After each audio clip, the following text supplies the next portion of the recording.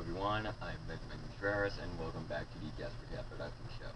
And today, we're at the final episode of my Godzilla Final War series.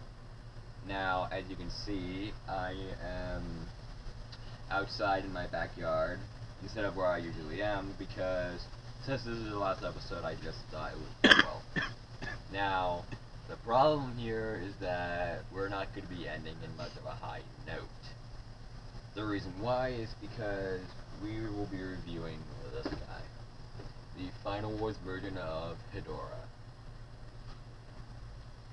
Now, I'm just gonna go and flat out say this, and I'm probably gonna get a lot of hate for this, but I do not like Hedorah at all. I have very little respect for this guy, and he's possibly one of my least favorite, if not my least, the least favorite Godzilla monster ever, in my personal opinion. But that doesn't mean I'm gonna be completely bashing on this figure. So, first off, the detail, of course, is from Final Wars. Now, I'm not quite sure what else to say. I mean, he looks like Hedorah, but how would they really be able to actually design the figure? I mean, and compared to the suit from the film, I mean, the only time we saw him is like for a few seconds, and then he just died. He only got a little bit of screen time, so. But other than that, the detail still looks nice for a Hedorah figure. The eyes are, like, of course, on, like these parts go up and down instead of sideways. There's like a lump right here. All like the texture is very scratchable and all that. His arm, you can kind of see his crack right here on his head. Now, if you can see that. Now, for the color scheme, basically it's pretty much just a whole bunch of dark blackish gray, but there is some reddish purple and some green, some white, and some green right here, his red eyes, and all that. Now, the articulation, his is even worse than Rodan, because he cannot move at all.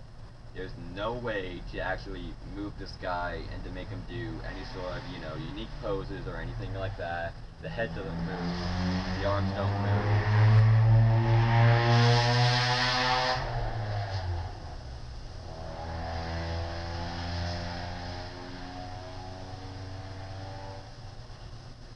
Anyway, the arms don't move, the tail doesn't move, there's no way to get this guy to do anything, basically.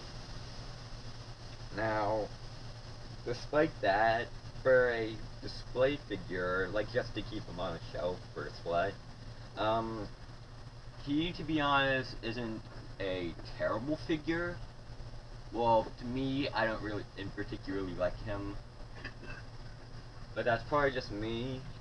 I mean, other figures, if you really want figures to actually do stuff and to, like, move and stuff, like those machinima people, I don't exactly recommend this guy. But if you like the film Godzilla Final Wars, and if you're a fan of Hedorah, not sure why, but if you are, will most likely like this guy for display and stuff.